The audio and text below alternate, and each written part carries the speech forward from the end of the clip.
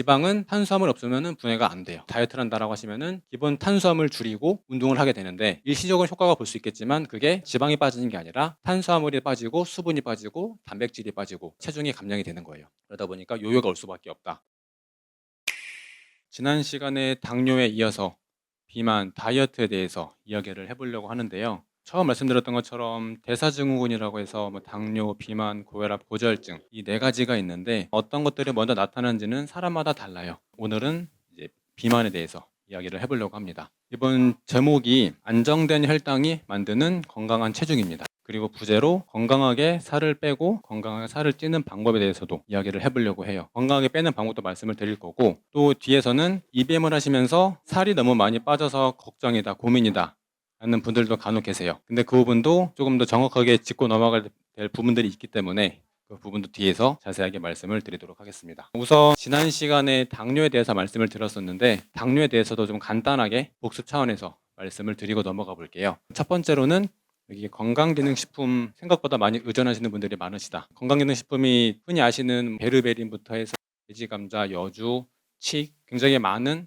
혈당에 도움이 되는 식품이 있다고 알려져 있는데 문제는 그런 것들이 도움이 안 되는 건 아니에요. 근데 거기에 너무 의존을 하다 보니까 평상시 나의 식사와 생활은 잘 잡혀있지 않은 상태에서 그런 식품, 영양소에 의존을 하다 보니까 혈당이 잡힐 듯 하면서도 기본이 좀 안 되다 보니까 잡힐까 하면서도 계속 왔다 갔다 하는 경향을 보이는 경우가 꽤나 많이 있습니다. 이것을 드시지 말란 아니지만 기본은 나의 식사와 생활을 먼저 돌아보시는 게 중요하다라고 말씀을 드릴 수 있을 것 같고 두 번째가 스트레스 수면 관리예요. 스트레스를 받게 되면은 가장 먼저 우리 몸에서 분비가 되는 게 코르티솔이라고 하는 호르몬이거든요. 물론 이것도 적정량 있으면은 우리 몸을 긴장감을 유지시키면서 활력을 주는데 도움은 되는데 문제는 이게 과도하게 많게 그리고 지속적으로 유지가 되다 보면은 간에서 당 신생합성이라고 해서 우리 몸에서 당을 만들어내요. 우리 몸이 긴장을 하고 스트레스를 받고 그 긴급한 상황이 됐을 때는 급하게 에너지를 만들어내서 그 상황을 빨리 벗어나기 위해서 일어나는 일종의 자연적인 현상인데 문제는 그게 혈당 관리를 하는 사람 입장에 있어서는 혈당 관리가 잘 안 될 수도 있다는 부분인 거고 그거와 더불어서 수면 관리가 또 굉장히 중요한 게 수면을 잘 취하셔야 돼요. 수면을 잘 한다는 게 총 수면 시간도 당연히 중요하고요. 두 번째로는 몇 시에 주무시는지도 중요하고 그리고 두 가지가 잘 되고 있다라고 하면은 수면의 질이 좋은지도 체크를 해보셔야 됩니다. 수면의 질이 좋다라는 거는 아마 다들 주무시기 전에 핸드폰을 다들 하시겠지만 주무시기 전에 잠깐 핸드폰을 하면서 거기에 그 블루라이트에 노출되는 것만으로도 수면에 굉장히 악영향을 미칠 수 있기 때문에 꼭 신경을 써주셔야 되고 주무시는 시간대는 이미 실천하신 분들은 많이 아시겠지만 저희가 10시, 11시에는 꼭 주무셔야지 10시부터 2시 사이에 멜라토닌이든 우리 몸을 피로 회복을 도와주는 호르몬들이 분비가 되는 시기이기 때문에 그때는 꼭 주무시라고 말씀을 드리는 거고 그리고 보다 근본적으로 사람마다 다르지만 보통 최소 6시간 7시간은 주무셔야지 제대로 된 잠을 잘 수가 있기 때문에 이 세 가지를 꼭 기억하시라고 말씀을 드리고 싶고 그다음 세 번째로는 식습관 관리예요. 여기에는 지금 여기 보시는 것처럼 평상시 식사량, 식사 시간, 식사 간격을 잘 체크를 하셔야 되는데 일단 식사량 같은 경우는 EBM을 하시면은 소화가 빨리 돼 가지고 조금 많이 드시는 경향이 없지 않아 있어요. 그럼에도 불구하고 체중은 그렇게 큰 변동이 없을 거거든요. 경험해 보신 분들은 아시겠지만 그럼에도 이렇게 말씀을 드리는 이유는 내가 생각보다 평상시에 식사를 많이 하다 보면은 당연히 내가 먹는 음식량, 칼로리가 많아지다 보니까 체중이 예를 들어서 한 달에 1kg, 2kg가 빠질 게 0.5kg 빠진다거나 아무래도 더딜 수밖에 없기 때문에 평상시 식사량도 꼭 신경을 쓰시라고 말씀을 드리는 거고 두 번째 같은 경우는 식사 시간인데 식사 시간이 예를 들어서 보통 국수 같은 걸 드시면은 생각보다 소화되기 전에 급하게 빨리 드시는 경우가 많아요. 그러다 보니까 식사 시간도 가능하면은 최소 20분 정도 텀을 두시고 천천히 드시는 것도 중요하다라고 보는 거고요. 천천히 드시면 드실수록 오래 씹을 수밖에 없어요. 오래 씹으면 씹을수록 일단 입에서 침이 분비가 되면서 아밀라제가 분비가 되면서 1차적으로 분해가 되고 그 다음에 위로 내려가기 때문에 소화가 더 잘 되실 거예요. 그렇기 때문에 식사 시간도 10분 이내로 빨리 드시는 편이다 라고 하시면은 식사 시간을 늘리시거나 혹은 그 씹는 속도를 내가 10번 안 씹는다 라고 하면은 15번, 20번 씹는다라고 가정을 생각하시고 식사를 하시다 보면은 식사 시간도 조금 늘릴 수가 있을 거예요. 세 번째 같은 경우는 식사 간격인데 당연히 아침, 점심, 저녁을 잘 드시고 계시겠지만 여기서의 간격은 내 입에 뭔가가 들어가는 거를 다 포함을 해요. 아침, 점심, 저녁을 드시는데 그 사이사이에 드시는 간식들 그러니까 하다못해 물을 제외한 뭐 차를 제외한 나머지 모든 것들이 결국 여기에 포함이 되거든요. 그래서 아침, 점심을 드시고 나서 그 사이에 간식을 드시면은 차나 물이 아니라 과자든 사탕이든 뭘 드실 거란 말이에요. 그러면은 아침과 점심 사이의 텀이 5시간이 아니라 2시간, 3시간이 될 수밖에 없어요. 그런 차원에서 아침, 점심, 저녁 사이에 내가 간식을 드시고 계시는지도 체크를 해보셨나라고 꼭 말씀을 드리고 싶고, 더 중요한 건 결국에는 당뇨 때도 말씀을 드렸던 잘 쓰이는 당, 내 몸에 맞는 식품, 내 몸에 맞는 음식을 찾아서 드시는 게 가장 중요합니다. 결국 자동차를 항상 예시를 드는데 경유차에다가 경유를 넣고 휘발유차에다가 휘발유를 넣는 게 어찌 보면 당연한 거거든요. 각 맞는 기름을 넣어야지 연비가 좋아지고 이게 연소가 되면서 에너지를 내서 차가 움직이는 것처럼 우리 몸도 분명히 내 몸에 맞는 음식들이 있어요. 그리고 그런 것들을 드셔야지만이 대사 효율이 높아지고, 대사 효율이 높아진다는 거는 적정량 먹어도 혹은 조금 많이 먹어도 내 몸에서 알아서 잘 쓰일 수 있게끔 하기 때문에 잘 쓰이는 당 섭취가 중요하다는 거고요. 그래서 이제 EBM을 하시는 분들은 내가 EBM을 잘 하고 있는데 혈당이나 비만이 다이어트가 안 된다라고 하시는 분들이 계실 텐데, 그럴 경우에는 정말 이 네 번째만 신경을 쓰시고 계시는 분들이 꽤 많아요. 나한테 맞는 식품만 찾아서 잘 먹으면 되지라고 생각하는 것에서 멈춰 있기 때문에, 먹는 것도 포함해서 당연히 나한테 맞는 것을 먹는 것은 기본이고요. 그것을 어떻게 언제 먹는지도 굉장히 중요하다라고 말씀을 드리고 싶습니다. 기본 이 네 가지만 잘 생각하시고 실천하셔도, 물론 입원하시는 분들은 기본 네 가지를 다 하시겠지만 만약에 아직 타액 검사를 받지 않으신 분들은 네 번째를 모르시더라도 건강기능식품에 좀 의존을 덜 하시고 스트레스 수면 관리 잘 하시고 식습관 관리 잘 하시면은 그래도 안 하실 때보다는 혈당 관리가 좀 되실 거예요. 물론 근본적으로 잡히려면은 마지막 네 번째까지 포함이 돼야 되겠지만, 모르시는 분들이 계시다라고 하면은 앞에 세 가지를 꼭 신경 써주시면 좋을 것 같습니다.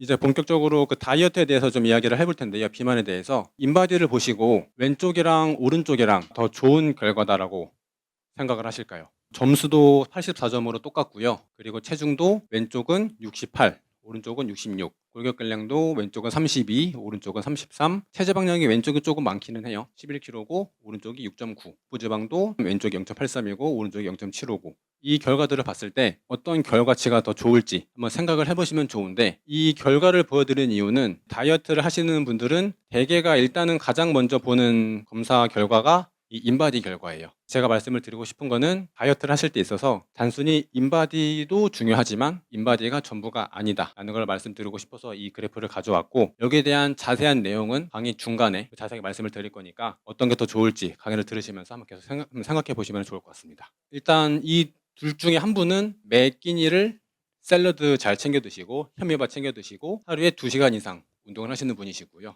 한 분은 현미는 가끔, 그리고 주로 흰밥을 먹고, 운동 같은 경우도 한 사람은 2시간 이상 매일매일 하시는 분이다라고 했을 때 다른 한 사람은 일주일에 많아봤자 3번 정도, 그리고 운동량도 한 30분에서 40분 정도 운동을 하시는 분이에요. 다시 이제 본론으로 돌아와서 혈당 관리가 체중 관리와 서로 연관이 되어 있다라고 말씀을 드리고 싶은 이유가 결국 이 사이클 때문에 그런데요. 여기서 어떤 것들을 콕 집어서 먼저다라고 말씀을 드릴 수는 없지만, 저희가 이제 첫 스타트를 보는 거는 내 몸에서 먹는 음식들이 스타트가 된다라고 보기 때문에, 예를 들어서 가정을 해볼 건데 만약에 잘 쓰이지 않는 당을 섭취를 하거나 혹은 잘 쓰이더라도 조금 과하게 많이 먹거나 했을 경우에는 당연히 혈액 내에 포도당이 증가를 하게 되겠죠. 당연히 식사를 하면은 혈액 내에 포도당이 증가하는 것은 맞는데, 잘 쓰이지 않는 당을 섭취를 하다 보니까 이 포도당이 생각보다 제대로 세포로 들어가기가 쉽지가 않아요. 그러면서 혈액 내에 이 당이 계속 쌓이게 되고, 이 당이 쌓이다 보면은 우리 몸은 이 당을 낮추기 위해서 계속해서 인슐린이라는 호르몬을 분비하게 됩니다. 인슐린이 분비가 되고, 문제는 과다하게 섭취할 경우에는 인슐린도 똑같이 과다하게 분비가 되게 되고요. 그리고 인슐린 분비가 과다하게 분비가 되다 보면은 인슐린 저항성이라고 하는 것이 증가하게 됩니다. 당뇨 때도 말씀을 드렸던 것처럼, 예를 들어서 내가 시끄러운 콘서트장에 갔다라고 하면은 처음에는 굉장히 시끄럽지만 거기에 시간이 지나면 적응을 하는 것처럼, 내가 어떤 공간에 갔을 때 거기에 그 향기, 냄새를 느끼다가 시간이 지나면은 향기에 좀 무뎌지는 것처럼, 우리 몸도 인슐린이 처음에 증가를 했을 때는 열심히 일을 해가지고 포도당을 빨리빨리 쓰는데 인슐린이 과도하게 분비가 된 상태다 라고 하면은 인슐린이 제 역할을 하지 못하게 돼요. 역할을 하지 못한다는 게, 일은 하지만 예를 들어서 인슐린이 10개를 가지고 할 수 있었던 일이 15개, 20개, 25개가 돼야지 동일한 양의 효율을 낼 수 있다는 거죠. 문제는 그렇게 이제 효율이 떨어지다 보면은 당연히 이 대사 효율이 떨어질 수밖에 없어요. 대사 효율이 떨어진다는 것은 결국에는 우리 몸에 이 혈당, 포도당이 많은 의미가 되고, 높다라는 거는 일단 우리 몸은 어떻게 해서든 혈당을 낮춰야 되거든요. 근데 인슐린 통해서 어떻게 해서든 세포로 들어갔는데 그래도 많이 남아 있다라고 하면은 결과적으로 체지방으로 바뀌게 됩니다. 체지방으로 바뀌면서 체지방량이 증가를 하게 되고 얌전하게 조직 사이사이에 잘 껴가지고 가만히 있으면 다행인데 문제는 체지방이 많아지면 많아질수록 지방 자체에서도 염증성 물질, 사이토카인 등과 같은 염증성 물질을 계속해서 분비를 하게 됩니다. 그러다 보니까 렙틴 저항성이 증가를 하게 되고 여기서 또 말씀을 드리고 싶은 게 이 체지방이 많은 게 문제가 되는 이유가 특히 여성분들이 그리고 어렸을 때 비만이신 분들이 나이를 먹으면서 문제가 생길 수가 있는 것들 중에 하나가 요즘에 이제 좀 비만인 사람들이 많아졌잖아요. 젊은 사람들, 특히 어린 친구들도. 어렸을 때 비만도가 높을수록 특히 여성분들은 성조숙증이라고 해서 2차 성징이 빨리 오게 돼요. 이 지방이 에스트로겐 유사 물질과 같은 호르몬도 분비를 하다 보니까 2차 성징이 안 좋은 건 아니거든요. 근데 그게 너무 빨리 오다 보니까 얘가 2차 성징이 되기 전에 충분히 키가 크고 몸이 좀 만들어진 다음에 2차로 넘어가야 되는데 성장을 하기 전에 먼저 2차 성징이 오다 보니까 키도 그렇고 전반적으로 발달이 덜 된 상태에서 다음 단계로 넘어가게 되는 거죠. 그런 문제들이 발생할 수 있기 때문에 특히 여성분들 젊었을 때 어렸을 때 관리를 잘 해주셔야 된다라고 말씀을 드릴 수 있을 것 같고 이 염증성 물질이 증가를 하게 되면은 렙틴 저항성이 또 증가를 하게 됩니다. 이 렙틴도 조금 생소하실 수가 있는데 보통 렙틴이랑 그렐린 호르몬이라고 있어요. 그렐린 호르몬은 우리의 식욕을 올려주는 호르몬이고요. 반대로 렙틴은 식욕을 억제시켜주는 호르몬이다라고 보시면 돼요. 근데 렙틴 저항성이 증가했다. 그러면은 인슐린과 똑같이 더 많은 양의 렙틴이 있어야지 식욕이 억제가 된다는 말과 동일하거든요. 그러다 보니까 얘가 높아졌다는 것은 식욕 조절이 어려울 수밖에 없고 그러면서 과식을 하게 되고 특히 이럴 때 과식을 하게 될 때는 건강한 식사를 하기보다는 탄수화물 위주 혹은 단 음식 위주로 과식을 할 수밖에 없는 환경에 놓여지게 돼요. 그러다 보니까 과식을 하게 되고 악순환이 계속 반복이 된다는 거죠.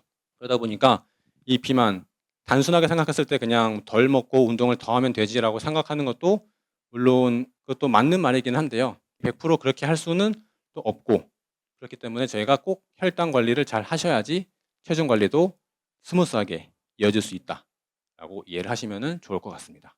그 다음에 이 혈당 관리가 잘 된다라는 것의 의미를 잘 생각을 해보셔야 되는데 물론 결론적으로는 혈액 내의 포도당이 일정 농도 이상 넘어가지 않고 잘 유지가 됐을 때를 관리가 잘 된다라고 이야기를 해요. 근데 문제는 그 과정이 어떻게 되었느냐가 더 중요한데 우선 첫 번째는 여기 잘 쓰이는 당을 섭취를 해가지고 애초에 대사 효율이 높아지면서 내 몸의 혈당을 세포로 잘 들어가게끔 하면서 체지방으로 바뀌지 않는 상태에서의 혈당이 관리가 되는 것 하나. 두 번째가 잘 쓰이는 당 이런 거 잘 모르겠고 내가 그냥 먹고 싶은 거 먹고 운동을 해서 에너지를 소비해가지고 포도당 농도 낮출래. 두 번째 방법이 될 수가 있어요.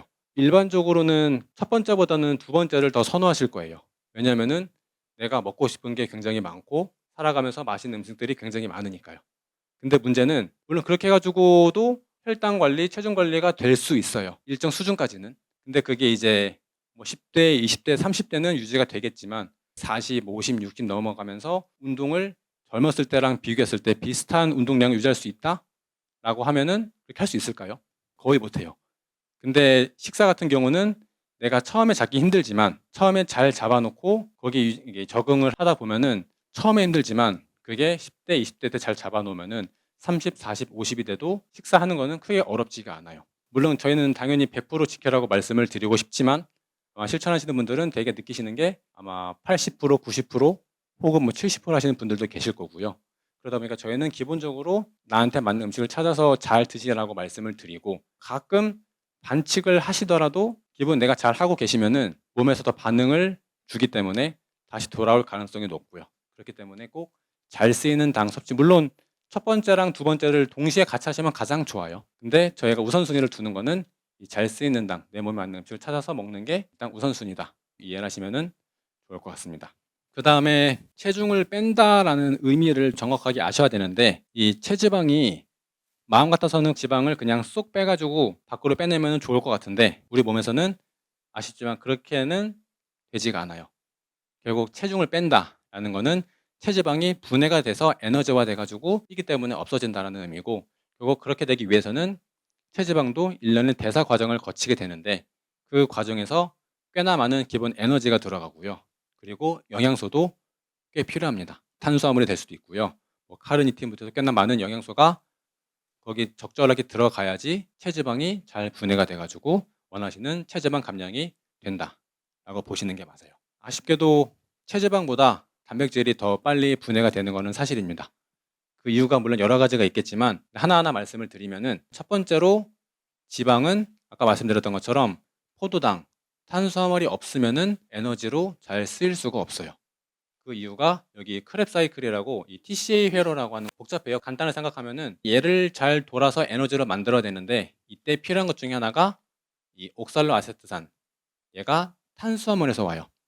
이 지방은 탄수화물 없으면은 분해가 안 돼요. 일반적으로 다이어트를 한다라고 하시면은 기본 탄수화물 줄이고 운동을 하게 되는데 일시적으로 효과가 볼 수 있겠지만 그게 생각보다 지방이 빠지는 게 아니라 탄수화물이 빠지고 수분이 빠지고 단백질이 빠지고 체중이 감량이 되는 거예요. 그러다 보니까 요요가 올 수밖에 없다. 두 번째가 이 지방은 뇌랑 적혈구가 직접적으로 사용할 수가 없어요. 뇌랑 적혈구는 기본적으로 포도당 혹은 지방이 분해돼서 만들어지는 케톤체라고 있는데 이 포도당이 주된 에너지원이에요. 거기다가 이 케톤이 만들어지기까지는 시간이 2, 3일 정도가 걸려요. 그래서 근육은 뭐 2, 3일 에너지가 공급이 안 돼도 문제가 없는데 뇌 같은 경우는 잠깐만 영양소 공급이 안 돼도 뇌사 상태에 빠지거나 문제가 생길 수 있기 때문에 뇌는 에너지가 반드시 필요하거든요. 근데 지방은 바로 쓸 수가 없다 보니까 결국 얘가 만들어지는 동안 탄수화물, 단백질이 분해가 되면서 얘네가 역할을 하게 됩니다. 그러다 보니까 지방은 가장 마지막이고 그리고 지방이 쓰이려고 하니까 이제 배가 고파서 다시 뭘 먹게 되죠. 그러면 지방은 계속 빠지지 않고 나머지 탄수화물, 단백질만 빠지게 되는 그런 악순환이 반복이 되게 됩니다. 실제로 주요 연료라고 해서 탄수화물, 단백질, 지방이라고 봤을 때 처음 만약에 단식하신다라고 했을 때 기준으로 처음 24시간까지는 포도당, 간에서 이 글리코겐이 분해가 되면서 포도당으로 쓰이고요. 그 다음에 하루에서 3일 정도가 돼야지 이제 단백질이 분해가 되고 그러면서 3일이 지났을 때부터 우리가 원하는 지방이 조금씩 빠지기 시작합니다. 그리고 일주일이 지나야지 이제 케톤체가 바뀌면서 이제 체중이 빠지기 시작하는데 결국 탄수화물, 단백질, 지방 순으로 에너지로 바뀌는 그 순서가 있다 보니까 단순히 그냥 굶는다라고 하면은 지방은 가장 마지막에 빠지게 되고 저희가 원하는 지방의 분해는 쉽지가 않다라고 이해를 하시는 게 맞을 것 같아요. 체지방 분해에 대해서 조금 더 말씀을 드릴 텐데 조금 복잡하기는 해요. 탄수화물도 그렇고 단백질도 그렇고 지방도 그렇고 굉장히 복잡한 과정을 거쳐서 에너지로 만들어서 분해가 되는데 이 지방 같은 경우는 글리세롤 지방산이 분해가 되고 이 분해가 되는 과정에서도 에너지가 필요하고요. 그리고 지방산이 또 바로 쓰이는 게 아니라 아세틸 코엔자임으로 바뀌어야 되는데 이게 또 지방산 산화가 돼야 되고 이때가 또 에너지가 또 쓰이고요. 영양소도 필요하고 아세틸 코엔자임 A가 에너지가 또 필요합니다. 영양소가 필요하고요. 실제로 체지방이 분해가 되는 과정에서 필요한 영양소들이 생각보다 많아요. 여기 보시는 것처럼 비타민 B, 카르니틴, 마그네슘, 코엔자임 Q10 굉장히 많은 영양소가 시기적절하게 잘 들어가야지 체지방이 분해가 되는데요. B 같은 경우는 체지방도 그렇지만 탄수화물이랑 단백질도 비타민 B를 적절히 섭취를 하셔야 돼요. 예를 들어서 비타민 B6, B9, B12 같은 경우는 단백질이 분해가 되는데 반드시 필요한 영양소고 비타민 B1 같은 경우는 탄수화물이 분해가 되는데 굉장히 필요한 영양소 중에 하나입니다. 그렇기 때문에 비타민 B군도 잘 섭취를 하셔야 되는데 채소, 과일, 그리고 해산물 이런 것들이 많이 들어있거든요. 그렇기 때문에 결국 살을 잘 빼려면 잘 먹어야 된다. 잘 먹는 것도 잘 쓰이는 당을 잘 찾아서 적절하게 드셔야지 내가 원하는 체중 감량이 될 수 있다. 라고 보시면 될 것 같습니다. 혈당 농도도 굉장히 중요한데 혈당 농도가 어느 정도가 돼야지 체지방이 빠질까라고 했을 때 보통은 공복했을 때 70에서 99 사이 이 정도가 유지가 돼야지 체지방이 조금 분해가 되기 시작해요. 그리고 더 좋게는 이제 70에 가까이 갔을 때가 체지방이 더 빨리 분해가 될 거고요. 문제는 이제 70보다 당연히 더 떨어지면 저혈당이기 때문에 문제가 생길 수밖에 없고 더 낮아지면은 뇌 기능 저하, 의식 소실 같은 문제가 발생할 수 있기 때문에 여기까지 가면 안 될 거고 일반적으로는 약을 드시고 계시지 않는 이상 50까지 내려가는 거는 쉽지가 않아요. 너무 걱정하실 필요는 없으시고 걱정하실 거는 내가 평상시 공복 혈당이 70에서 99를 유지를 하냐 혹은 그 이상이냐 보셔야 되는데 당뇨 전 단계이신 분들은 100에서 125 혹은 126 이상의 분들도 계실 거예요. 간혹 가다가 상담을 해보면은 분명 혈당은 70에서 99를 잘 유지를 하고 있는데 체중이 잘 안 빠지는 분들이 계세요. 그 이유도 물론 여러 가지가 있는데 크게는 네 가지 정도로 볼 수가 있어요. 혈당은 내가 살아가는 한 에너지가 필요하기 때문에 70에서 99 밥을 먹지 않아도 그 상태가 유지가 잘 될 거예요. 근데 문제는 이제 기초 대사율이라고 해서 근육량이 적거나 혹은 다른 질환 때문에 갑상선 기능 저하 이런 문제가 있거나 우리 몸은 칼로리를 많이 필요로 하지 않아요. 기초 대사량이 낮아지고 또 그렇게 하다 보니까 몸은 적은 거를 가지고 최대한 우리 몸에 비축을 하려고 해요. 예전보다 덜 먹었는데도 살이 찌는 이유가 우리 몸은 계속해서 먹는 족족 에너지를 쓰지 않고 저장을 하려다 보니까 체중이 증가할 수밖에 없다라는 거고요. 특히 이거는 잘 드시면서 다이어트를 하시는 분들은 다행인데 극단적으로 다이어트를 하시는 분들 하루에 한 끼 드시고 하루에 칼로리를 1000kcal 이하 500kcal 드시면서 다이어트를 하시는 분들은 초기에는 효과를 보시겠지만 장기적으로 봤을 때는 우리 몸의 기초 대사량을 떨어뜨리기 때문에 요 현상이 올 수밖에 없어요. 두 번째는 총 에너지 섭취량이 그대로이거나 혹은 더 많을 때. 말 그대로 내가 쓰는 에너지보다 먹는 게 많은 거예요. 그럴 경우에는 당연히 체중이 증가할 수밖에 없고요. 보통 체중 관리하신다라고 해서 혈당 관리하신다라고 해서 GI 지수가 낮은 식품들을 많이 찾으시거든요. GI 지수, GL 지수 같은 것들이 있는데 결국 얘네도 혈당을 올리는 속도가 느릴 뿐이지 결과적으로 혈당을 올리는 그 값은 비슷해요. 그러다 보니까 혈당을 많이 안 올리니까 괜찮겠지라고 하면서 많이 드시면은 결국에는 혈당은 덜 올라가더라도 오랫동안 천천히 계속 올라가거든요. GI 지수가 낮고 높은 게 중요한 게 아니라 적정량을 드시는 게 중요하다라는 거고 GI 지수가 이제 글라이세믹 인덱스라고 해서 포도당을 기준으로 봤을 때 포도당을 예를 들어서 70g 먹었을 때 혈당이 100일 올라간다라고 가정을 해요. 그것을 기준으로 다른 식품들은 얼마나 더 빨리 올리고 더 천천히 올리는지 그거거든요. 아까 말씀드렸던 것처럼 얘가 아무리 GI 지수가 낮아도 결국 많이 먹으면은 혈당은 많이 올라갈 수밖에 없어요. 그렇기 때문에 GI 지수 물론 신경 쓰는 것도 좋지만 그거보다는 애초에 내가 먹는 양 자체를 신경 쓰셔야 한다 말씀을 드릴 수 있을 것 같고 그 다음에 세 번째가 영양소가 조금 부족한 경우입니다. 이런 영양소들이 있어야지만이 체지방이 분해가 되는데 먹고 있는데 체지방이 안 빠진다라고 하면은 내가 평상시 드시고 계시는 식사의 종류가 탄수화물, 단백질, 지방 위주가 아닌가 한번 생각해 보실 필요가 있습니다. 그 다음에 스트레스. 아무리 식사를 잘 하시고 해도 긴장하고 스트레스를 받고 있으면은 코르티솔 호르몬이 분비가 되면서 내 몸에서 조절을 하려고 해도 계속 간에서 이 포도당을 만들어내기 때문에 혈당이 계속 높게 유지가 될 수밖에 없어요. 호르몬 관리를 하셔야 되는데 이게 말처럼 쉽지는 않아요. 사람마다 가지고 있는 좀 취미생활을 찾으시면서 스트레스를 받으실 때마다 그때 풀어나가는 게 중요할 것 같다라고 보여지고요. EBM을 실천을 하고 계시는데 살이 안 빠지신다라는 분들이 계시거든요. 크게는 여기 지금 7가지를 체크를 해보시면은 아마 여기 중에 하나는 해당이 될 거예요. 해당이 되는 것들을 내 생활에서 바꿔보시면은 조금 더 체중 감량이 이루어지지 않을까라고 생각이 되는데 우선 첫 번째로 내가 정말 EBM을 제대로 하고 있는지 체크를 해보시는 거예요. 집에서만 드시면 다행이지만 밖에서 드실 때는 어쩔 수 없이 드신다라고는 하지만 최대한 조금 깔끔한 음식들로 드시는 게 중요하다라고 보시면 좋을 것 같고요. 두 번째는 맞게 먹고는 있지만 영양소가 부족하지는 않은 아까 말씀드렸던 카르니틴이든 코엔자임 Q10이든 체지방이 분해가 되기 위해서는 굉장히 많은 영양소가 필요한데 나름대로 음식을 탄수화물, 단백질, 지방 맞게 먹고 있지만 살이 안 빠진다 라고 하면은 보통 채소가 부족한 경우가 거의 대부분이에요. 밖에서 드시면은 채소는 저도 쌀국수집을 가면은 고수를 시키지 않는 이상 채소가 없고 저는 숙제가 안 되기 때문에 그래서 저는 이제 고수, 양파, 단무지 정도 채소를 조금 먹고 있고요. 그러다 보니까 내가 잘 먹고 있지만 영양소가 부족하지 않은지 한번 꼭 체크를 해보실 필요가 있다고 말씀을 드리고 세 번째는 너무 적게 먹거나 혹은 많이 먹지 않는지 많이 먹으면 당연히 문제가 될 거라는 거 알고 계실 거고요. 반대로 적게 먹어도 문제가 될 수 있어요. 극단적으로 다이어트를 하시는 건 아니지만 내가 예를 들어서 인바디로 봤을 때 내가 하루에 섭취해야 되는 양이 만약에 1500, 1600kcal다 라고 하는데 1000 이하, 600 이하라고 드시고 계시다라고 하면은 우리 몸은 1600kcal가 필요한데 그거보다 먹고 있지 않기 때문에 우리 몸은 그거를 쓰기보다는 에너지로 저장을 하게 됩니다. 그리고 많이 먹고 있지 않은데 살이 찐다라는 분들도 생각보다 여기에 많이 속해 있을 거예요. 그 다음에 네 번째가 스트레스. 스트레스도 굉장히 중요한 게 아까도 말씀드렸던 것처럼 스트레스를 안 받는 거는 어렵지만 받았을 때 잘 푸셔야 되는 거. 타입적으로 봤을 때도 M타입 분들은 이제 스트레스를 안 받는다라고 하시지만 생각보다 받으면서 삭히는 분들도 많으시고 반대로 S타입 분들은 스트레스를 받는다 힘들다라고 하지만 또 생각보다 잘 풀어내는 분들이 많아요.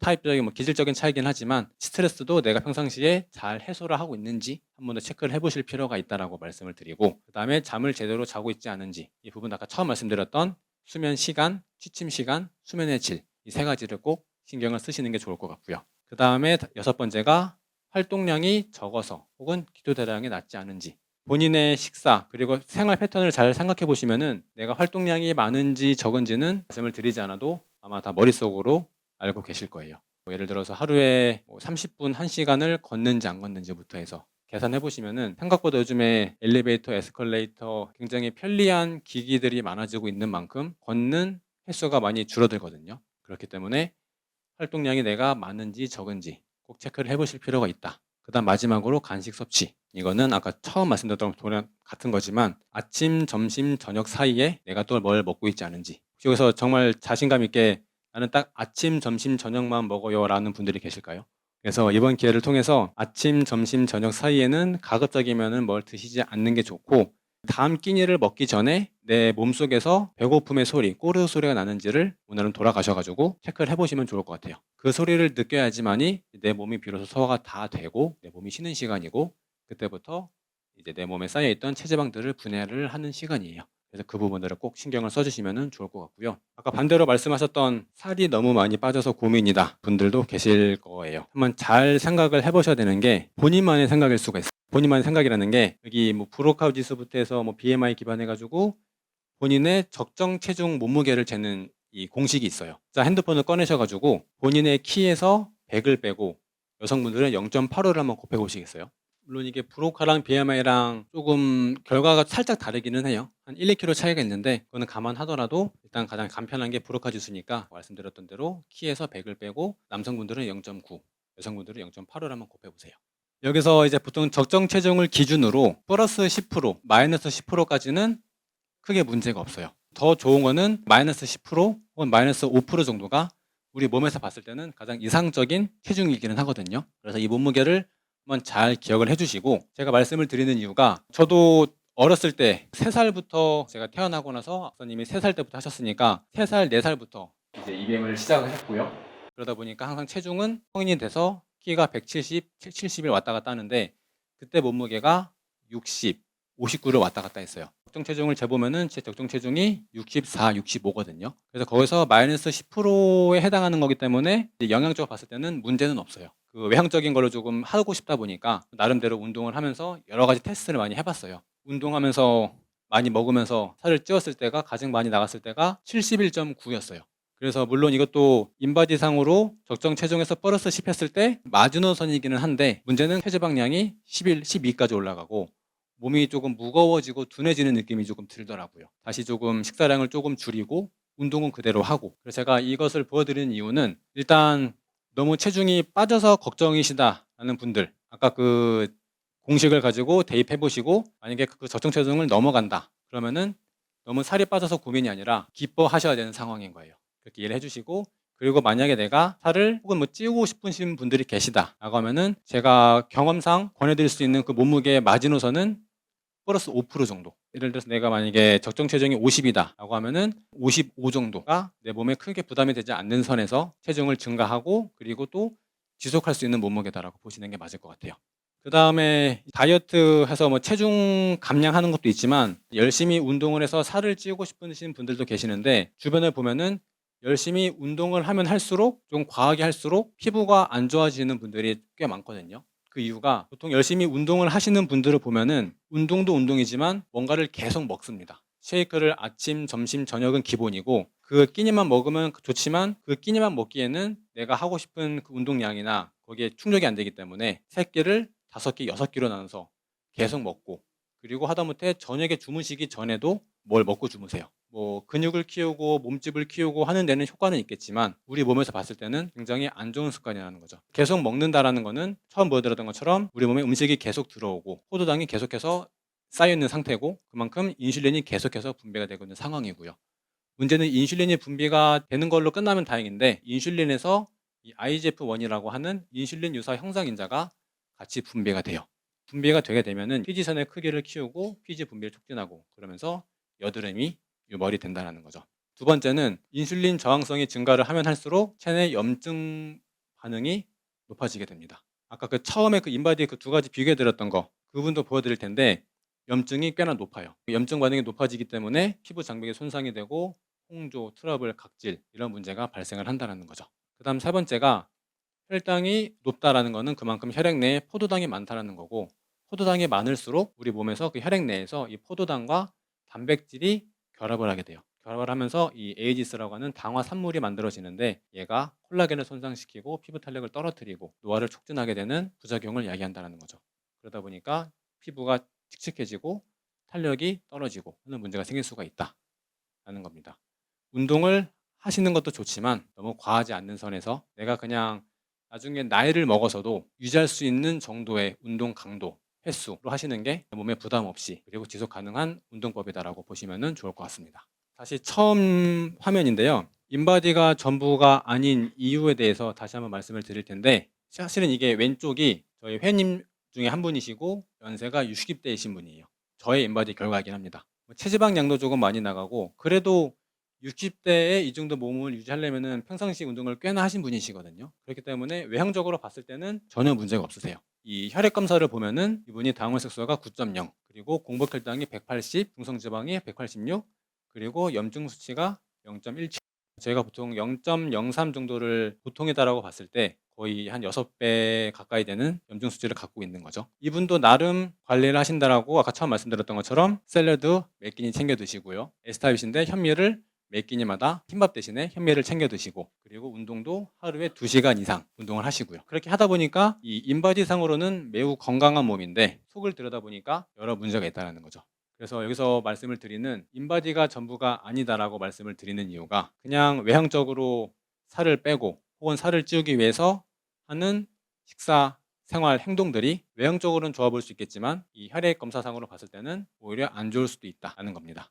그래서 이분도 S탑이시기 때문에 거기에 맞게끔 식사를 안내를 해드렸고 그렇게 하다 보니까 당원색소가 7.8, 7.1, 6.3으로 떨어지고 체중도 이게 물론 66이고 골격근량이 31, 체지방량이 8.7로 전반적으로 빠지긴 했지만 그래도 기본적으로 이 D 라인은 유지가 되거든요. 인바디상으로 봤을 때 건강하다라고 하는 표시 중에 하나가 이렇게 D자예요. 그래서 전반적으로 수치가 조금씩 낮아지긴 했지만 그래도 이런 수치들이 돌아오면서 형태는 유지가 되고 있기 때문에 오히려 더 건강한 몸이 가벼운 상태의 그런 건강 상태를 유지하고 계시다라는 겁니다. 저의 혈액 검사 데이터인데요. 물론 뭐 크레아틴인 단백질 관련된 거 그리고 간 수치가 조금 높게 나왔는데 뭐 핑계 아닌 핑계를 대자면은 이거를 할 때 한참 그 당뇨 강의를 준비를 하면서 제가 CGM 붙여가지고 이런 안 맞는 이것저것을 실험을 하다 보니까 조금 이거 크레아틴 수치는 이게 조금 높게 나왔어요. 또 보셔야 될 거는 그래도 기본 식사를 잘 하다 보니까 이제 염증 수치가 거의 없어요.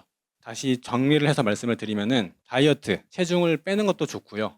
그리고 열심히 운동을 하면서 살을 찌우는 것도 좋아요. 근데 문제는 그 방법을 잘 해야 된다라는 거고요. 그래서 저도 이제 운동을 하면서 느꼈던 것 중에 하나가 뭐 살을 빼면은 기본적으로 식사를 줄이고 하는 분들이 계시고 또 반대로 살을 찌려고 하면은 일단 먹는 분들이 계시거든요. 근데 운동을 3년, 4년 하면서 느꼈던 거는 만약에 체중을 좀 늘리고 싶다고 하시면은 처음부터 뭘 드실 게 아니라 일단 운동을 하시면서 체지방량이 조금 감량이 되는 거를 보시고 그때 먹는 양을 늘리시고 그리고 운동을 하시면서 유지가 되면은 다시 그때 또 늘려보시고 그러면서 조금씩 늘려나가시면서 최종적으로는 플러스 10% 혹은 플러스 5에서 플러스 7% 정도 늘리시면은 가장 이상적인 몸, 지속 가능한 몸이 되지 않을까 싶어요.